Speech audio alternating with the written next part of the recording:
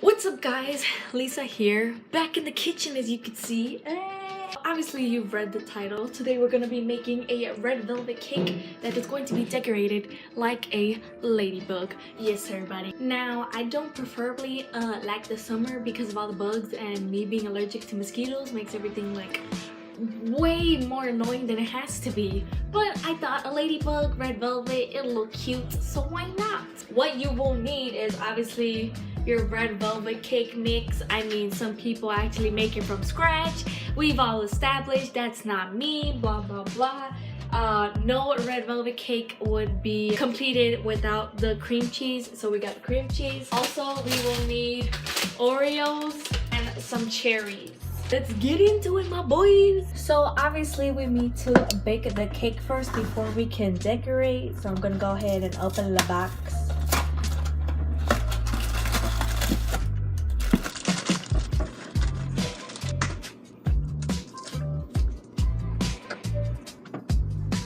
Have a cup.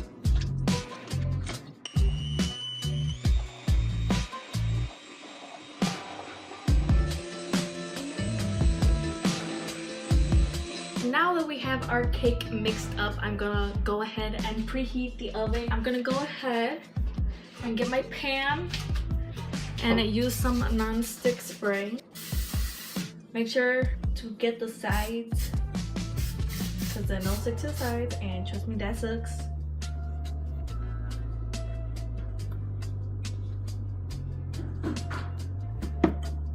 Make sure to use a spoon to get out all of the leftover cake mix from the bowl. We don't want to waste no cake. I'm gonna try to smooth it out a little bit with my spoon, just to make sure it'll rise up evenly. Now we're gonna go ahead and pop this baby into the oven. So let me not burn myself, that'd be great. Thank you very much. Let me not drop it also. Alright, so there is the cake. According to the box, we're gonna have the cake in the oven for about 30 minutes. So I'm gonna go ahead and set a timer because I suck at remembering what I'm doing. Just saying. So I'll set it for 30 and then we'll come back and check it. While that is in the oven, I'm gonna go ahead and start on some frosting. For our frosting, again, it is going to be a ladybug, so we need to turn this white frosting into red. So I'm gonna go ahead and open the frosting. I'm gonna pour some of the frosting into my bowl because I'm not gonna lie, I haven't fully tested my theory out of the cherries can exactly make it red, but let's go ahead and try it because why not? So I'm gonna go ahead and grab another small bowl, and I'm going to get about 2 to 3 cherries. Make sure you take out the stem, obviously. And I'm gonna start crushing them with just a spoon, I guess. So let me go ahead and start smushing these up together. Don't forget to take out the seed. That's the word I was looking for. Yes, don't forget to take out the seed. So we're gonna go ahead and take that out. Gonna squish the other cherry.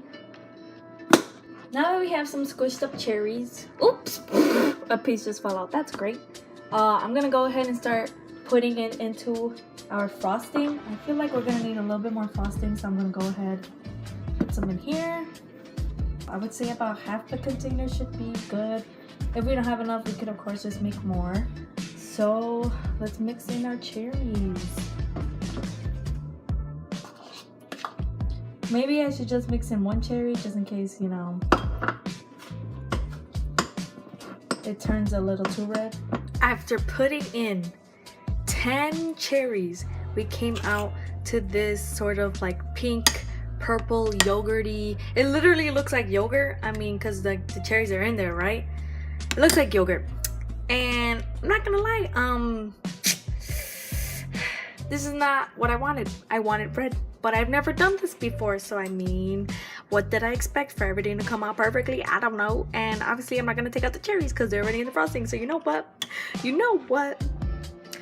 we're just gonna YOLO it. Ooh, the cake looks nice and plump. Look at that. Look at that plumpness. Yeah, boy. Look at how pink / red my fingers got because of squeezing those cherries. Great. Nice. Now that our cake is done and it is cooled down, I'm gonna go ahead and use this butter knife to just go along the edges just to make sure the cake doesn't stick to the sides. The next step I'm about to do is completely optional. I'm gonna flip the cake out of the pan. Let's see how this goes. Yep, not coming out. Okay, that's great.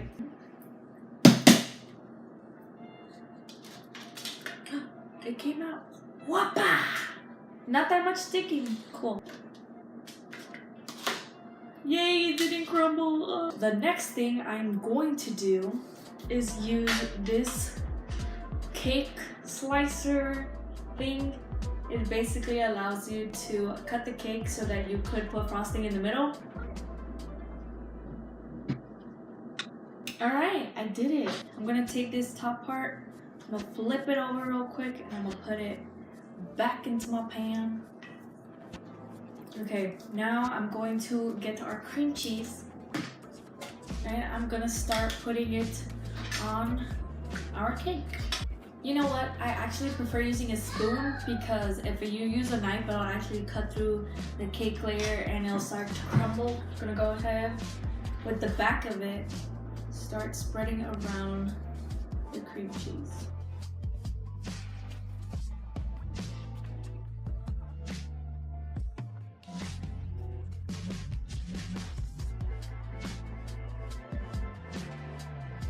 Alright, I think I'm done frosting our middle layer.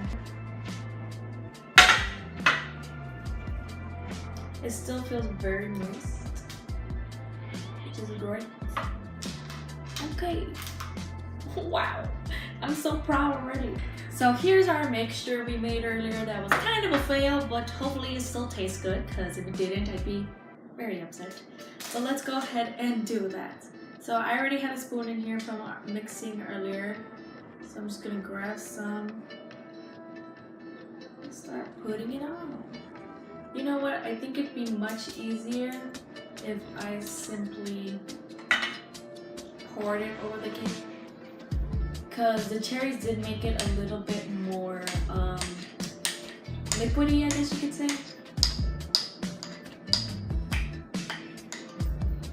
Just start mixing it around so obviously it distributes evenly.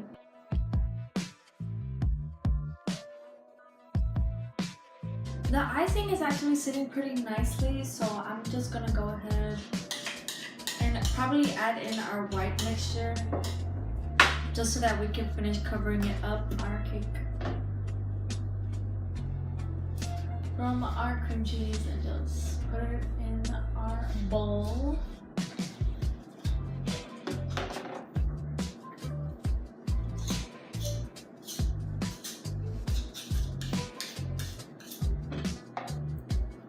Go ahead and mix it around just so that it can at least look a little bit more pink.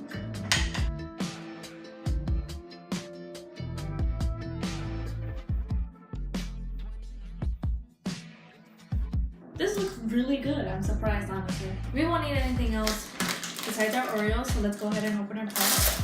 They are sort of heavy, so maybe it would be better if you just took it out and placed them like that. Yep, that looks better.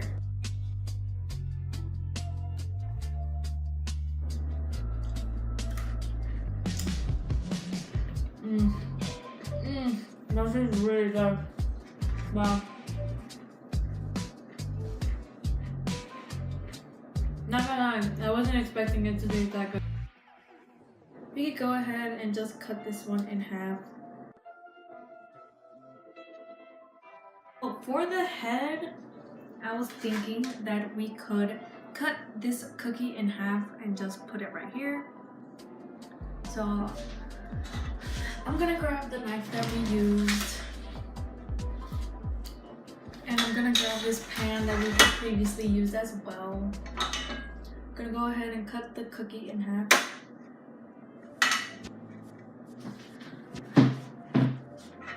Gonna stick this cookie just on the side, really. I'm gonna grab another cookie because it needs some extra space, as I could see. Cut it in half again.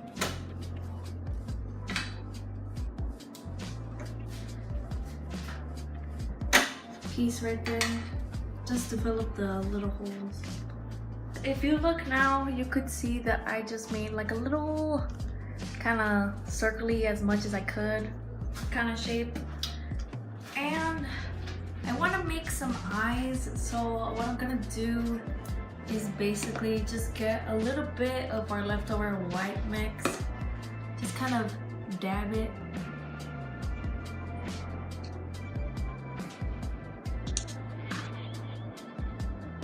I'm just gonna cut this little itty bitty piece I have in half.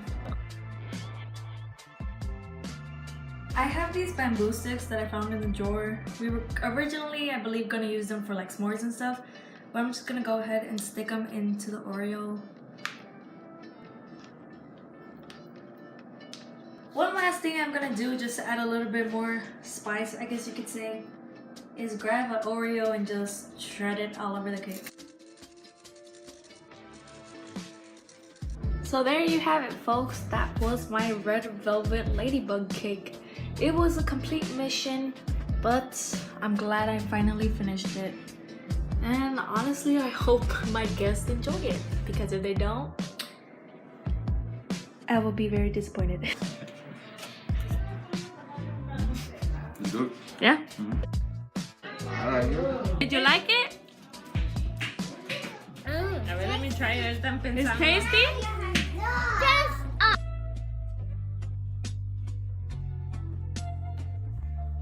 That is the end of this video. I hope you enjoyed it, and if you do make it yourself, please let me know in the comments below and let me know if you liked it. I hope you guys have a wonderful day and a wonderful week and a wonderful month and a wonderful year, continuing on to a wonderful life. I will see you all next week.